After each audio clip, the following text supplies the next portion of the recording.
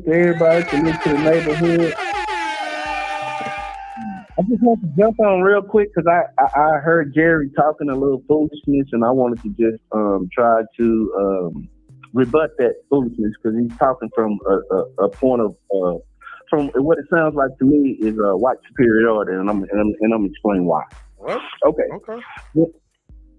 When it comes to Devin Haney, he told you why he thought white people didn't like Devin Haney. He said he believed that white people don't like Devin Haney because they heard him say or reported that he said that a white boy would never beat him, right? He's not the first person to say that. Bernard Hopkins said it. Laws got knocked out the ring. Countless. This has been throughout boxing. This is the history of boxing of race. And we can pretend like it's not. But I'll tell you how it is. Because boxing in America was founded on race. Royal Rumbles, where white slave owners or prominent white people would take black people into a room. The strongest, the biggest, tie us up. They call them Royal Rumbles. Google this. I know don't know nothing about this. That's why he's talking about why white people hate Devin Haney, or what he thinks why Devin Haney's not as popular with white people.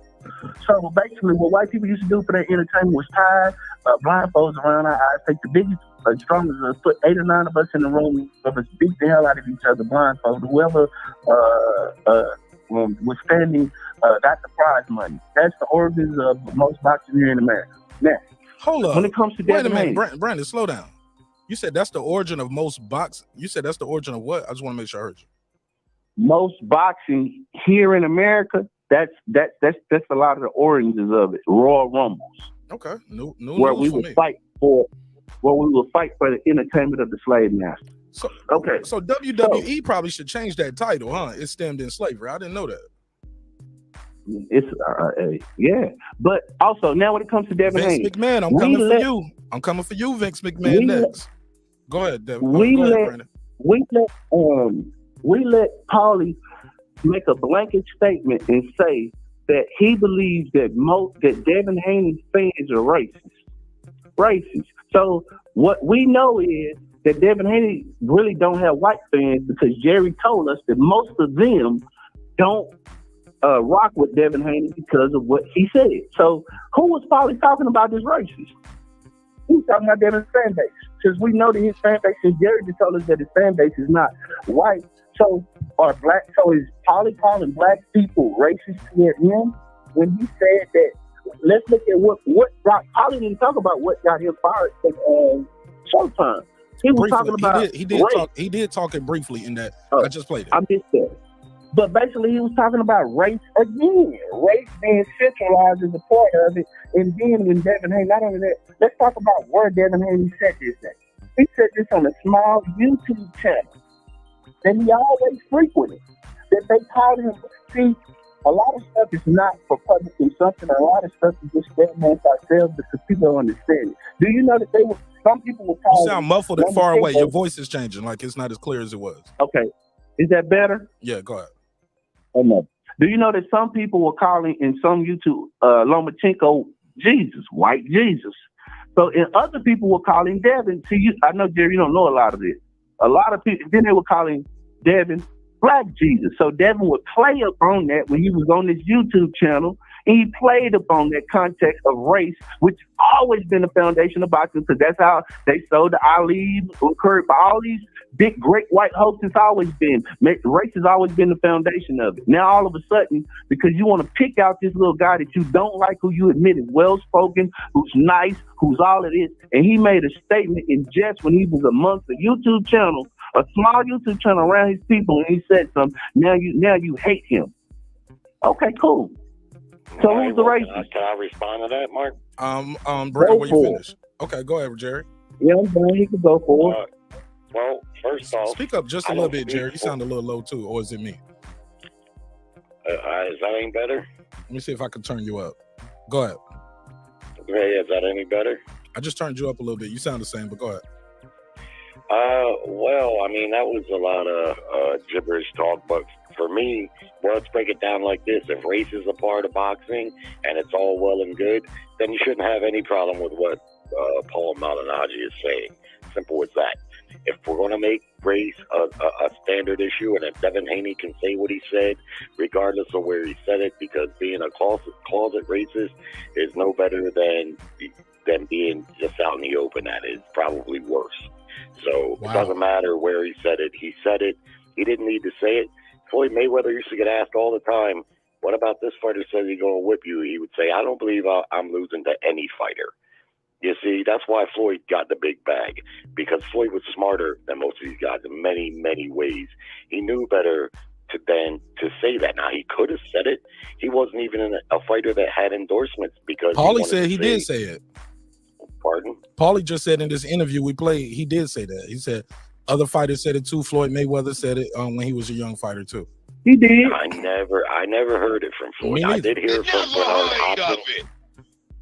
I did hear it from Bernard Hopkins. That didn't work out too well for him, just like it didn't work out too well for Darrell last weekend. But the reality is, when we lower the bar and we say invoking race is okay, then when you get it from someone not of your race, it's okay too. It's always been okay. Y'all the ones with the power. Y'all the ones that created the Royal Rumble and all of that. So you the ones that's playing to know what we're doing is critiquing what Paulie said, and we have the right to do that. But Paulie can say whatever the fuck he wants to say, and he's been saying it. That's all that is. We're just critiquing what he's saying and the angle that he's coming from, and we know that it's coming from a hateful place.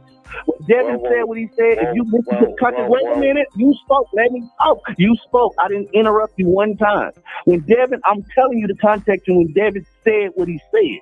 What happened was the national news media, Boxing Voice and all that shit, boxing scene and all that started picking up on it.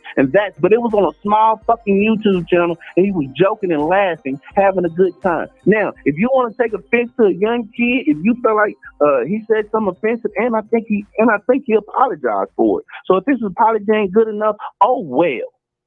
Well, there you go. He apologized for it. So unlike you, apparently he's seen the wrong in it ultimately. See, now you can lower the bar, and how you feel is how you want to feel. I didn't tell you how I felt. I didn't give you a position either way. So don't say that. I didn't give you my position. So don't say that. Well, either way, I can just tell by your emotion. You're all worked up about it. Oh, you can tell, but I didn't give you my position. I don't have emotion. I'm just passionate, but I don't have no position. I didn't tell you whether I didn't tell you whether I agree with what Devin said or not. Did I? Did I tell you whether I agree with that or not? But you assume I did because of the way I'm talking about. Because I can talk about both sides of it.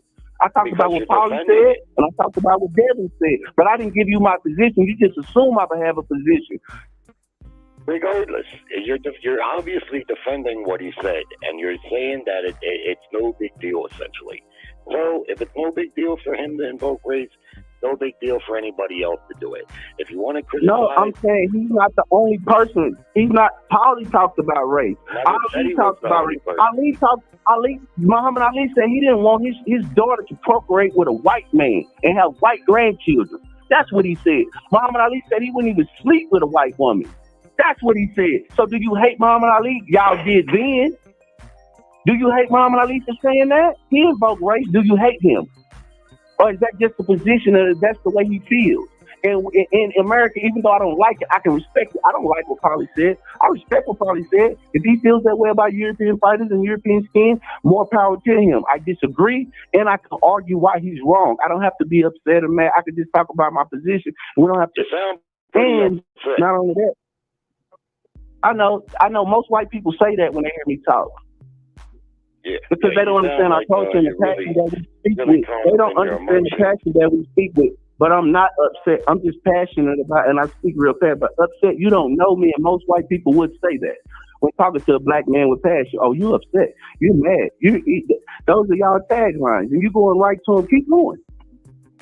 Well, that's fine. I can already tell that you got a lot of racism in you because you keep making separatist statements. Now, I knew when we talk about a subject like this, if you don't have the intellect to engage, me and you are not going to have a productive discussion. See what they do? See, now, he just basically, see what he just did? Now he's talking about my intelligence level. I'm telling you what they do. That's exactly he's talking about, he told me, no, look, everybody listen to white people's tactics because he's showing y'all live on air. He said, oh, you're a mean black man. Oh, you're mean. Oh, I can already tell. Oh, you're not mean. Oh, well, you don't have the intellect to talk about this subject. So this is what they do. They talk about, listen to this. When they come with this arrogance. He said, not only that, y'all, he just gave me a assessment of myself over the air, and he's never met me. And I don't even know if I've ever been on a panel with him when he was on the panel. So how can you assess me? You don't know me. Arrogance, white supremacy, arrogance. I'm getting to know you right now. Yeah, and unlike you, I can intercept language and emotion. You see, now you can say it doesn't matter and I'm wrong, but that's my decision to make. You're emotional. You're contradicting yourself.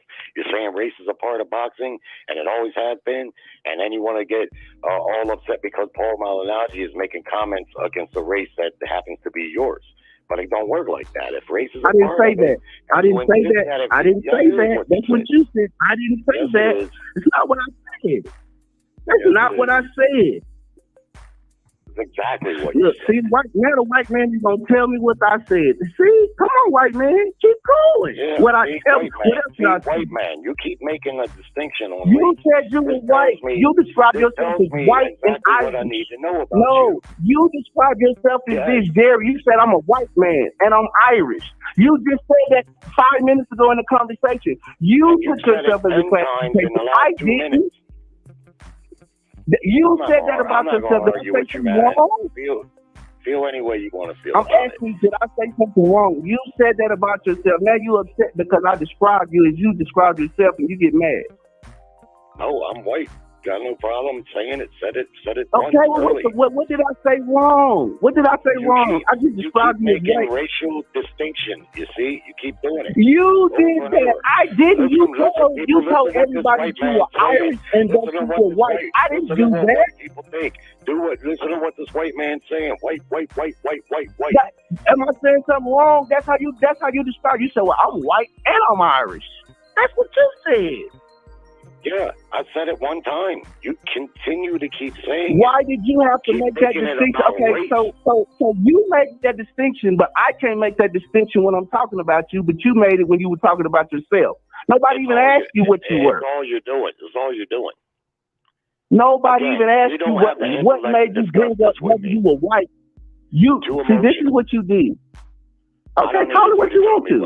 And I'm unintelligent too. Don't forget you said that. I'm unintelligent. Yeah. But here's the thing though. You brought up race when you made the distinction of what Paulie was. You said, well, I'm white and I'm Irish. Paulie, he's white, but he's Italian. So you did that. You started classifying who is who and what is what. I'm only following up your classification. So when I'm talking to you in the way you describe yourself in the text that you use it against me, this is a white Irishman doing this. And this is not the first time a white man talks about a black man being angry, a black man being unintelligent, because I'm talking to you with passion on the phone. I didn't disrespect you. Ain't cursed me. I have not done anything. And you basically insinuated that I don't have the mental capacity to have this conversation with you on the telephone. Yeah, I didn't insinuate it. I told you flat out, and I stand on it. I know, and that's how most white people feel. Because you can't defeat my argument. You want to start talking about my intelligence. You want to distract from the argument that I'm giving you. So you want to start talking about other stuff. That has nothing to do with the argument that we're talking about. Sure it does, because I'm not going to argue with someone who lacks the intellectual. Okay, well, hold up the phone, Jerry. Hold up the phone, Jerry. Now, Brandon, that's what we're not going to do. You're not going to tell people they got to leave now, brother. Now, y'all can go back and forth. No, I'm not telling you he's not going to leave, but he's acting as though, here's the thing. He's acting as though he can't have this conversation and act as though he's too high and mighty. We can move forward with the conversation, but we don't have to tell him he has to leave. We'll do this. I'm gonna get back to work. I'm gonna come back and listen to Gary make unintelligent points, and then talk about somebody's race and how they think, and he don't even know them. Good luck with that, Jerry. Call it racist. Good night. All right. Well, that was sorry interesting. About that, Mark. I didn't. Oh no, you good. You good. It's a break in action right here. Let me run these super chats real quick and pay some bills.